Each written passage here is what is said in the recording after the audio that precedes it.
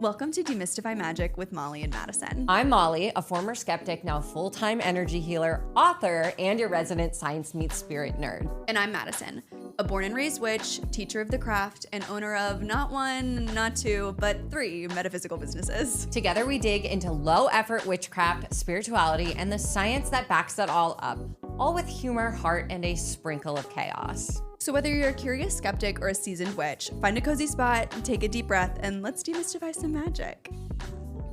Howdy doody friends. Howdy, howdy. Oh, we got a double howdy today. Oh, you know what that means. It's gonna be a good one. It's gonna be a good one. Today, we thought we would record an episode that we've been asked for in the past, but it feels topical this week, given what I only assume will be Madison's magic moment. So before we dive into the episode, Madison, do you want to just kick us off? Yeah, I'm not going to bury the lead here. If you follow me on Instagram, you already know this, but Drew asked me to marry him last week. Yay! I'm getting married. Yay!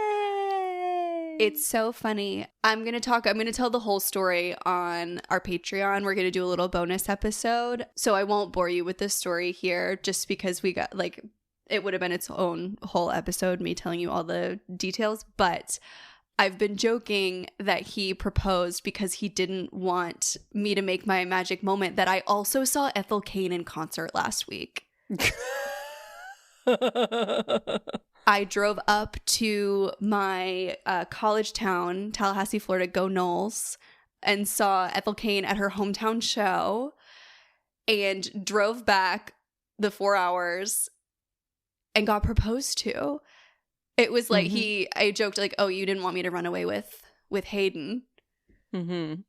And it was like a perfect little at-home proposal, very private, exactly what I would have wanted if I could choose it for myself. Which I guess I could have told him exactly what to do, but I didn't.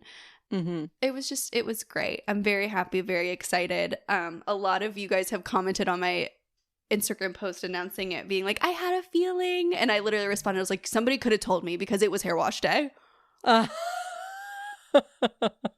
We were riding that dry shampoo right till the wheels fell off. My favorite part was Madison sent me a photo of her hand. And as you know, she's had fingernail issues the last couple of weeks. Can we talk about the last couple of months? 2.5 months ago, I hit the finger that an engagement ring goes on, and the nail detached from the nail plate. And so I have been in a Band-Aid for 2.5 months. He couldn't get the ring on because of my excessive bandaging. So she sends me a photo of her hand, no Band-Aid. And I'm zooming in on her nail, just saying, okay, if she's sending me this photo, it's either because her nail has fallen off or her nail is magically healed. And I'm looking at it and I'm squinting and I'm like, I can't tell. It looks fine. And then I zoom out and I saw the ring. Surprise! Well, because I texted you and I just go, Molly, and then immediately sent the photo, but we were in the car because also... my lovely, lovely partner, my fiance, if you will, proposes. And then we call my mom, we call his mom, and I call Anthony because I'm supposed to take him to work the next day and say, oh my God, I'm so sorry. I can't come to work because he also surprised me with a trip.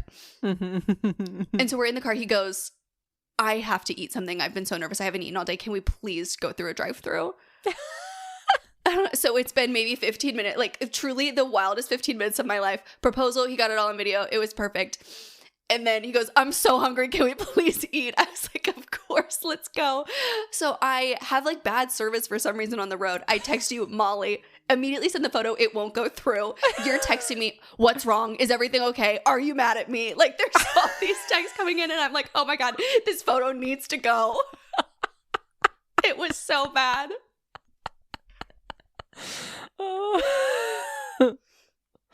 Oh, yeah. And then she calls me and we're FaceTiming. And I just want you to know how much she loves y'all, listeners, because while she was FaceTiming me, she was updating the Patreon.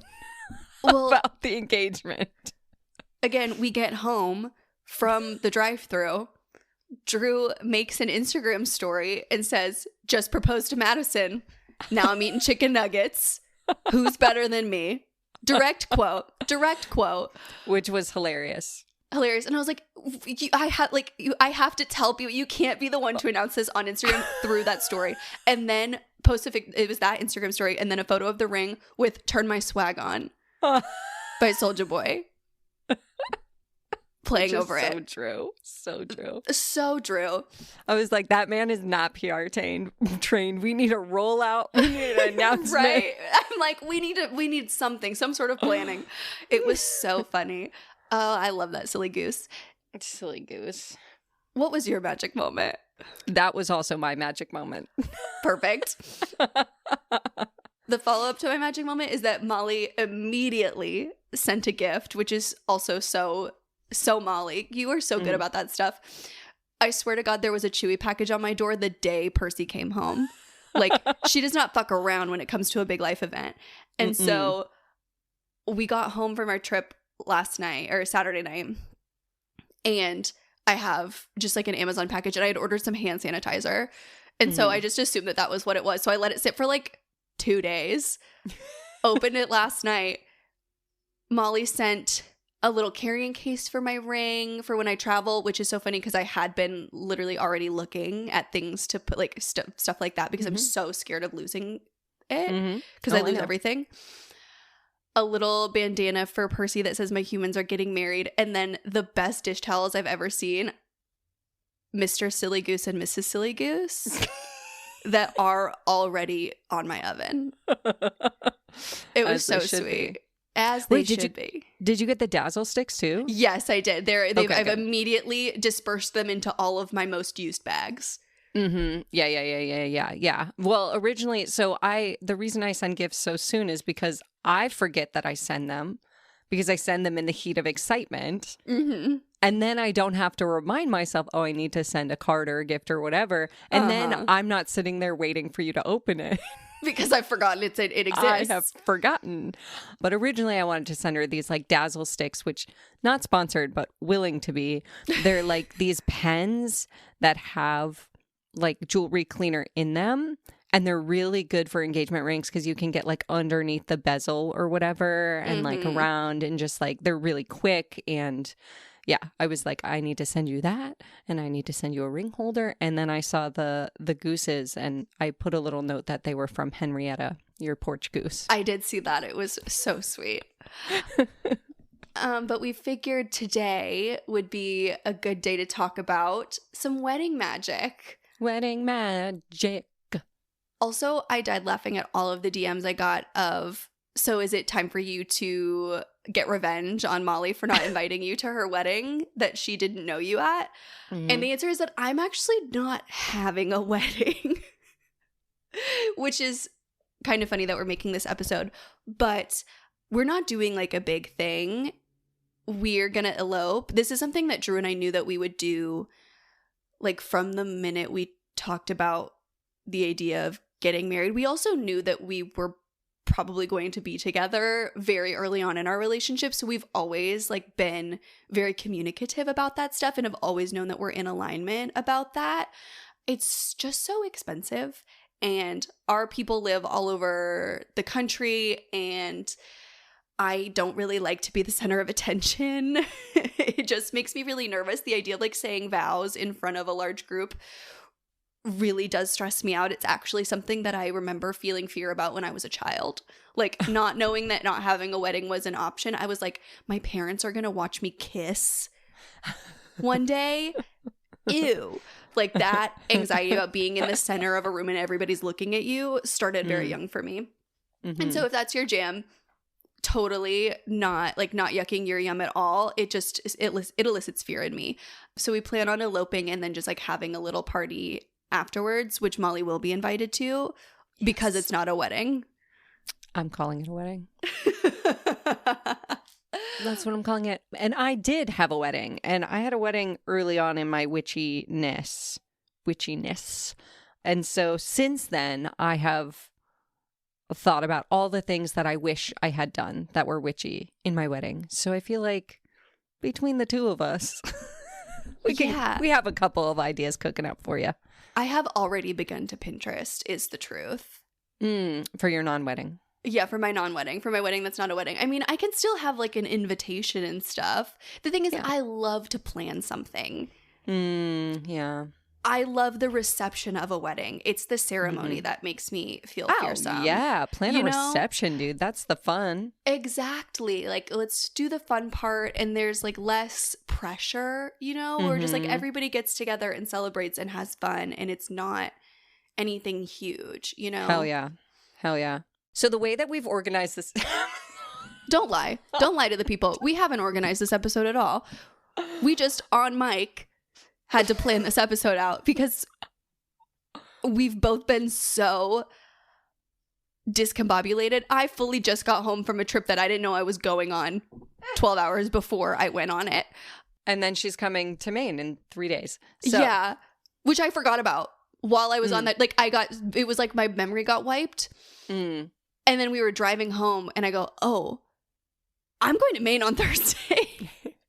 So the way we are structuring this episode is some pre-wedding ideas, some wedding ideas, and then post-wedding ideas that you can incorporate your magical practice into.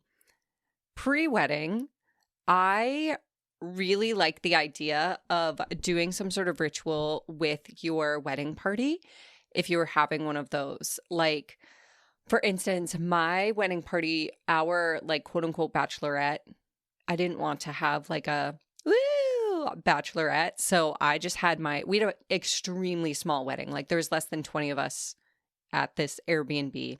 Love. And so for my bachelorette, my bridesmaids all came over and we bought a ton of flowers from Trader Joe's and we made all the centerpieces and like bouquets. And my bouquet was done by a local farmer, but all of like the bridesmaids bouquets and like the mom's bouquets and all of that, and all the floral decorations we made underneath the moonlight in my backyard, which was really fun. And had I been a witch at the time, I think I probably would have, done it as some sort of offering to a deity or a guide, or like called in my ancestors, or, incorporated some flower magic because, flowers have magical intentions too. But it was just like a really lovely way. Like the intention was sewn into these flowers, even without, needing to make a whole ritual around it. And it just made it really special. So that would be one of my recommendations if you wanted to get others involved in like setting the energy for the wedding. I love that. I think that's really sweet. Drew and I actually talked about this like maybe 2 or 3 days before we got engaged, where he brought it to me of like, we should do some magic together for our relationship. Dude! I know. I love that little nugget. I know. And such a good egg. Such a good egg. And I was like, yeah, totally. Of course, we should plan something like that, like some regular spiritual relationship maintenance or whatever. And now that's kind of transformed into, we should do some like magic in preparation to get married, like have like maybe an altar for this period of our life, or, like have some pre-wedding magic lined up or planned that I think will be really fun, first of all, and also like spiritually strengthening. What are the things that I want to bring into this new era of our life? What are the things I want to leave behind? Doing some like maybe some cleansing of some old relationship trauma while bringing in, like the loving energy I want to have, the support I want to bring, the kind of partner I want to be and the kind of relationship I want to have. Oh, I'm obsessed with that. So how would you tackle that? Would you do candle magic? Would you do... I want to make a candle for like not wedding planning. I keep calling it a wedding because that's easier. Yeah. But like for party planning, or for, like if we are like, I know some people do premarital counseling. And actually in Florida where I live, you can get your marriage license either for free or for like much cheaper if you do a premarital course. And so we probably will do that because Mama loves a deal. Slay. And there's like a list of people who are like registered through the state. Mm-hmm. And so it's like qualified people who like, I don't know, went to school for that. And so like lighting that candle when you do that kind of work. Mm-hmm. Lighting, you know, making a money bowl for your wedding fund or your honeymoon fund. Ooh. I never thought to do a wedding bowl for like something specific. You can have multiple money bowls. Totally. Yeah. Fuck. Or you could make bowls for, you know, like making like a love and affection bowl. Yeah. Where you put in like little trinkets that remind you of your partner or whatever that is, Oh. you know, or making a spell jar that you keep with you when you are planning things for your wedding. That's so cute. I will tell you something that I did at my wedding that I didn't have a name for at the time. It just like felt right to do. This is how I know I was meant to be a witch. Is I made an ancestor altar for my grandmother, who's like one of my guides now, but she passed about 6 months or so, 6 or 8 months before my wedding, and I really, really, really, really wanted her there. And so she had a front row seat at my wedding, and she had, like, I had one of her, like, pashminas across the seat and a photo of us together, and I gave her a rose from my bouquet, and that rose I dried, and I still have, like, it's on my altar now. So I think, you know, thinking about who you want to honor, like before, during, and after your wedding, it just made it really special. Like anytime I do a working to connect with her, I bring that rose out, and like, you know, roses now like very much symbolize her. So I see them as like signs when I'm, you know, needing guidance and things like that. So I love that. yeah. And like nobody knew it was witchy because like it's pretty normal to do that. So if you're in the broom closet, that's a good one too. Or if you didn't know you were a witch like I did. Yeah, or if you just like don't want things to be overtly witchy, that's like something that we've been talking about too, is like how do we ride that line for like, not that it's like doing anything for anybody else, but you don't want to make it all about it's because that. it's not my entire identity. It's a huge part of my life. It's a huge part of his life, but it's not a huge part of our relationship, you know? It's just one facet of it. And so, and also like Drew's Greek Orthodox papu will be there, you know, like, and I'm not here to make anybody comfortable except for that sweet man. Yeah. He's the one man that I will do it for. But it's just things that are, it's that idea of like bringing that intention rather than like, you know, we're not going to do a communal ritual. I'm not going to bring out the cloaks and stuff. Yeah. That's for after, you know, that's for later. That's with like, that's the after party after Papu goes to bed. Papu goes to bed. The pointy hats come out. And we all get sky clad under the full moon and jump over the fire. Ma'am. Something else that one of the first things that I was like, oh, I have to do this for this like engagement era is, a lot of you guys probably know that Molly and I are both big fragrance girlies. And you getting a wedding perfume? I want to have like an engagement era perfume. Yes. I'm obsessed with my local in like niche perfume store. And so I'm going to go and probably put together a couple discovery sets and just see like what kind of aligns.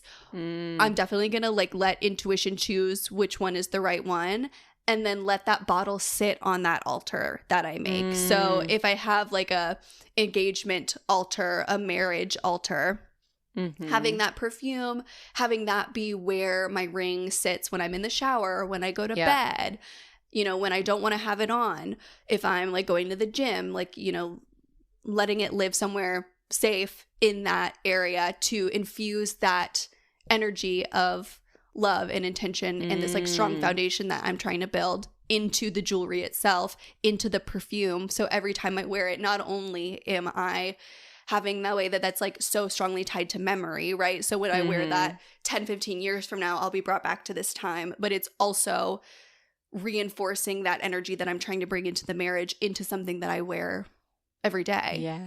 Yeah, wear it to bed. Oh, I love that.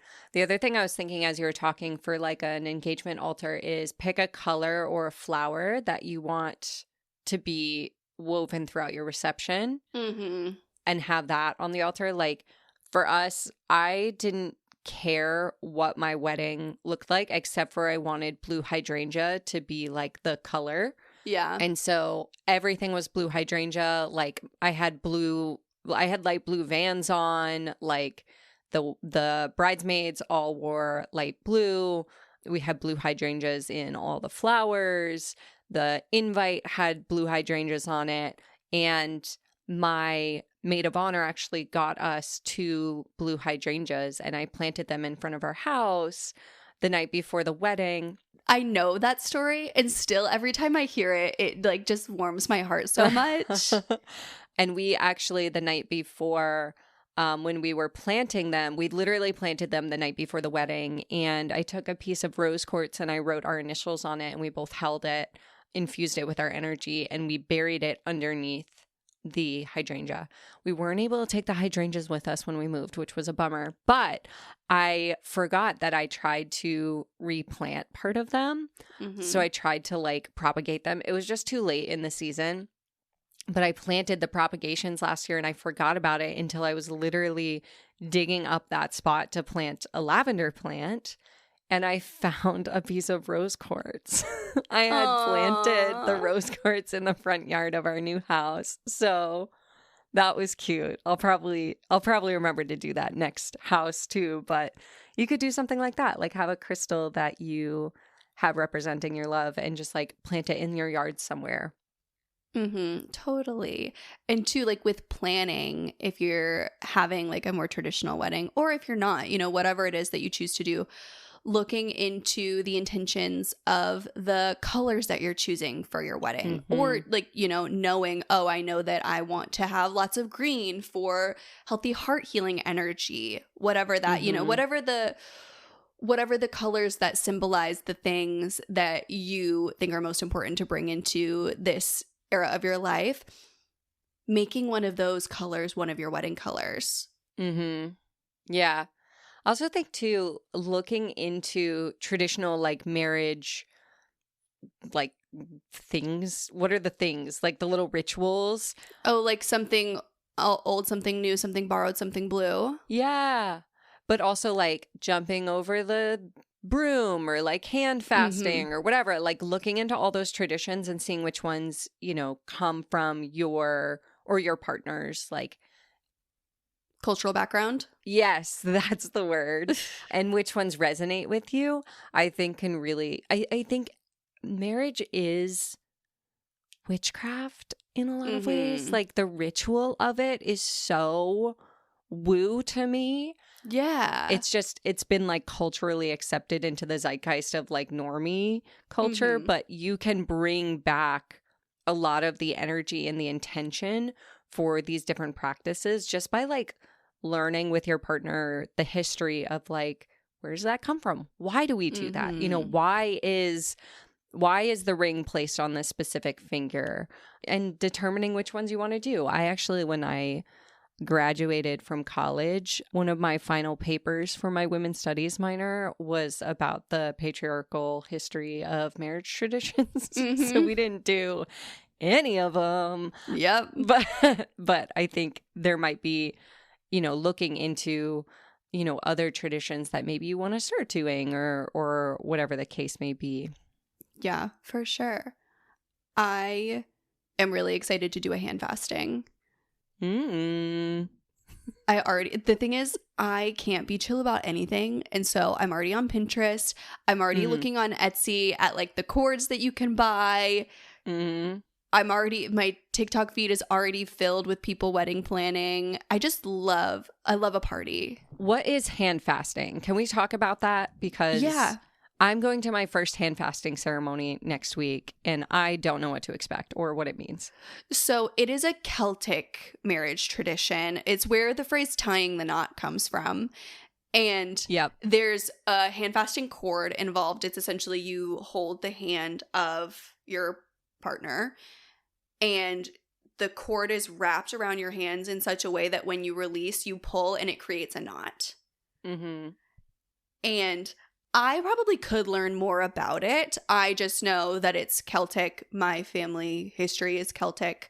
And I love the idea that it's a keepsake that you keep after. It's like a physical representation of the union between you two, you know, the knot, and the idea that, you know, the longer it stays tied, the stronger it becomes.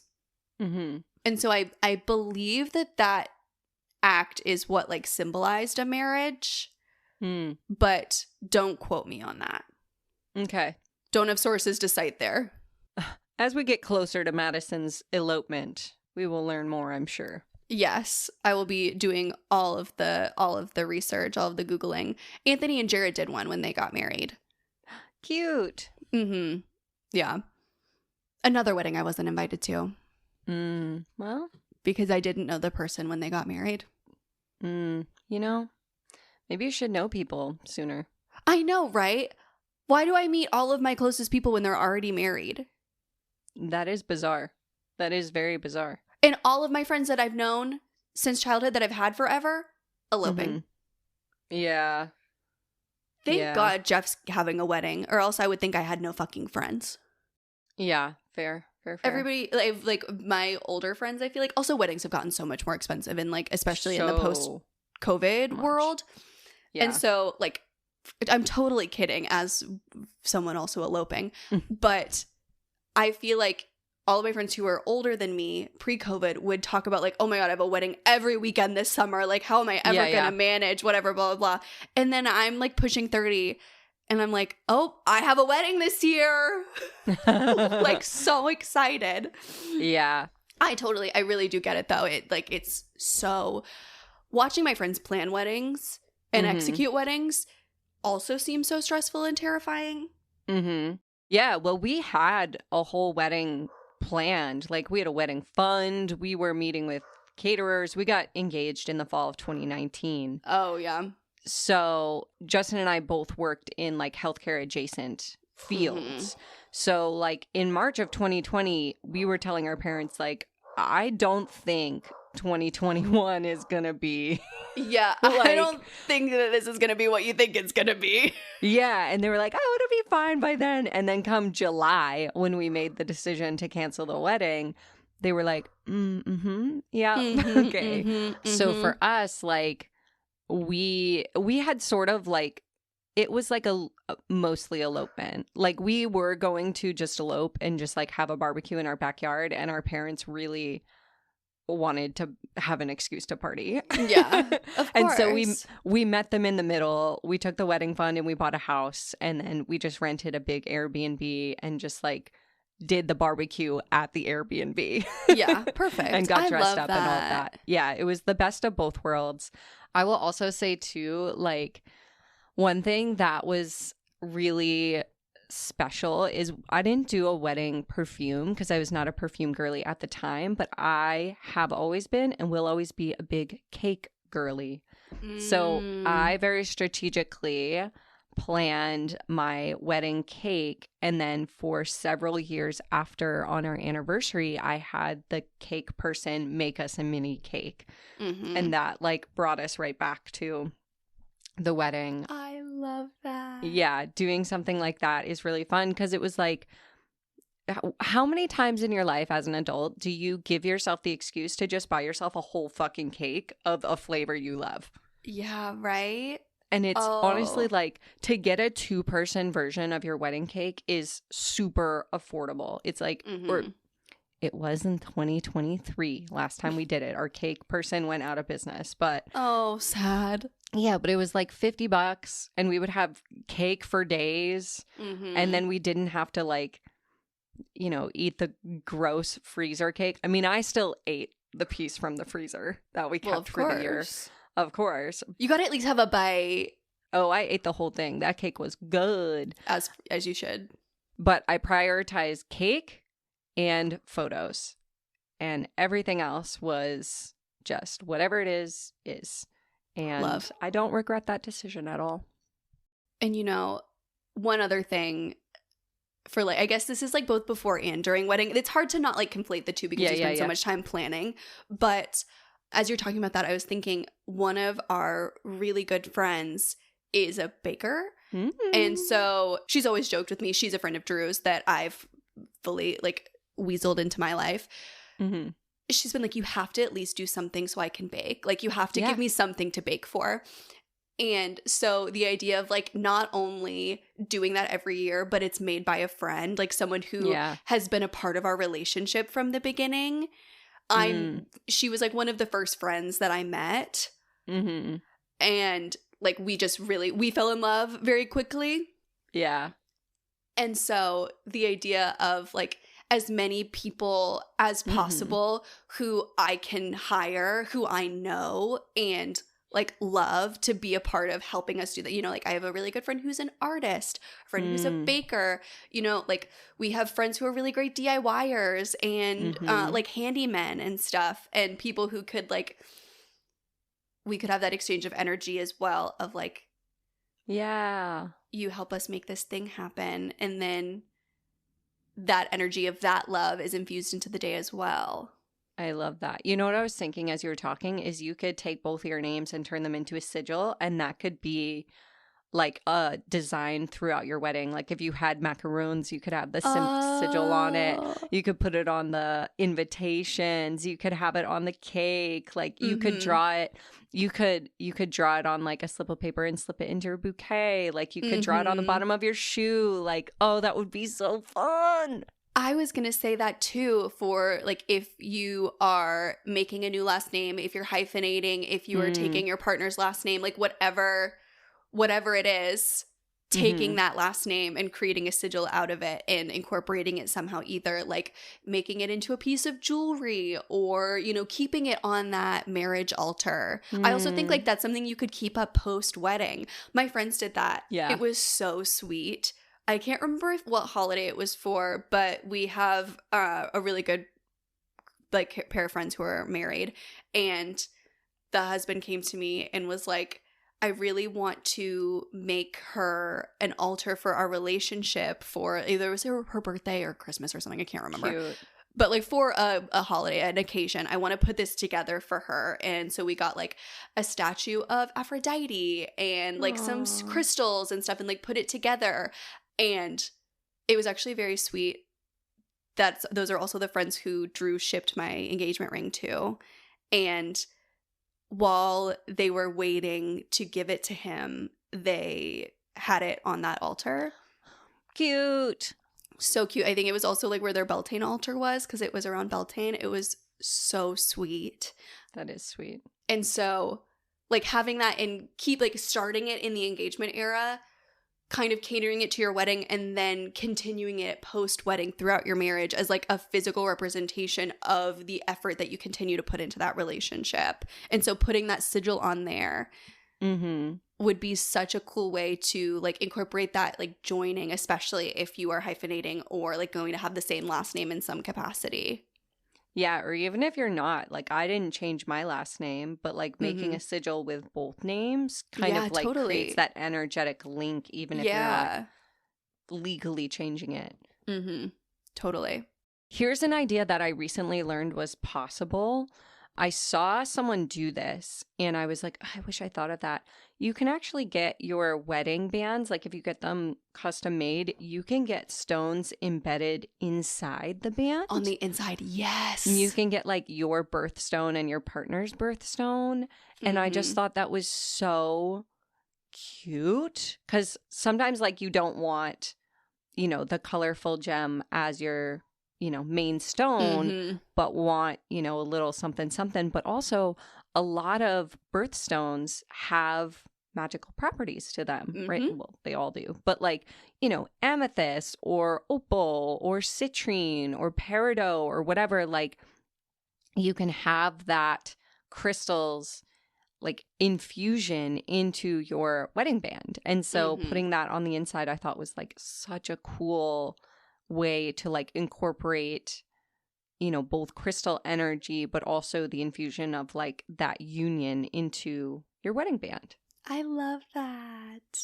It's so cute. That's so sweet. And what's so great, like truly, you can bring color magic, crystal magic into anything. You could slip crystals into the bottom of flower arrangements, into vases, you know, like under tables and chairs, little pieces. Use them as decoration. I just met with someone who her favors are crystals and has like a little slip of paper that explains like why each one was chosen. And then that's their favor for everyone. And I was like, that's so fucking smart. Why didn't I think of that? So smart. I love that. And that's like not only is it easy, it's also like something that people could actually use and have in a way that's not like a koozie or whatever. Although I also love wedding merch. That's my toxic trait. Wedding merch. I still have, I said koozie because I still have a koozie from one of my best friend's wedding that was in 2022. Right? My toxic trait I don't know what time is anymore. I love swag. I love corporate swag. I love wedding swag. I love swag. I do. Something else you can do is, this is something I did for my wedding, but I bought a crystal jewelry piece for my wedding and literally sat with it for the days leading up and like infused loving energy into it. And then I wear it on like date nights and things like that. But it was just like a really fun way to kind of infuse energy into the day and carry that forward after the wedding as well. Yeah, something else you can do, like I know a lot of people, especially if you're getting married outside, will sew like tiny weights into their dress, like the hem of their dress. You could do like little crystal chips with those weights. I love that. Function and form. You know? Something we did was we gave all of the bridesmaids like pashmina scarves because we wanted them all to match. And it was sunny and we needed them to cover our bare shoulders. But you could use something like that on a wedding altar. Totally. Can I just say, every time you say pashmina, I think of raves. Why? Because isn't that what people wear to raves? Pashminas? I don't think so. I'm pretty sure they're like a thing that people wear to raves. On what planet? Mine. The one I live on. What kind of raves are you going to, girl? I don't go, but I see people on... I'm going to look pashmina rave. Yes. Pashmina rave outfit. Show me this. It's like just cute scarves that are like... Because it's like in the desert. Yeah. But I looked at pashmina raves. So I just imagine like that kind of scarf with all of your bridesmaids' dresses. And I'm like, you know what? Go off.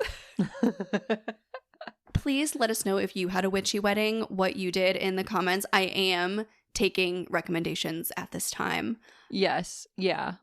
I've seen some ideas from folks that are pretty genius. You have until Beltane next year okay. to get them to me. Please and thank you. Did we do it? I think we did it. Thank you so much, everybody, who sent me a DM saying congratulations. I really appreciate it. It means a lot to me. Especially everybody who said what a good match we are and how well suited we are to one another. It is very true. He's a good nugget, and I'm very, very lucky, and I'm very excited. Also, how cool is it if you've been listening to the pod since day one, you have listened to the entire history of this relationship? That is true. We met very, very shortly before this podcast started, and I remember being so nervous to tell him that I was starting a podcast, because imagine you've been on like 4 or 5 dates with someone and they're like, actually, I'm also a podcaster now. Like, that can really go one of two ways in terms of like how embarrassing that's going to be for the other person. And I remember one of the first really big green flags I got from him was that he was so excited to see me pursue a creative passion. And so it's very cool and full circle to be able to like tell you guys about it and to make this episode, and know that probably more wedding related content is likely coming as I share my experiences and the things that I do to make the next year or so extra witchy as we plan this thing. Yay. Yay. I remember the nerves you had the first time you mentioned him on the podcast. Because I was like, this lives forever, regardless of what happens. So thank God it turned out okay, everybody.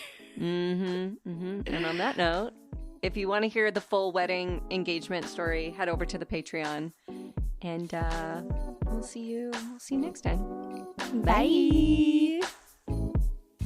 Thanks for listening to Demystify Magic with Molly and Madison. All our links, from spells to ceremonies to ways to support us, are waiting in the show notes. We'd love to hear your magic moment of the week. Share it in a review, tag us on socials, or bring it to our Patreon clubhouse at demystifymagic.com. And remember, you are the magic. Okay, love you. Bye.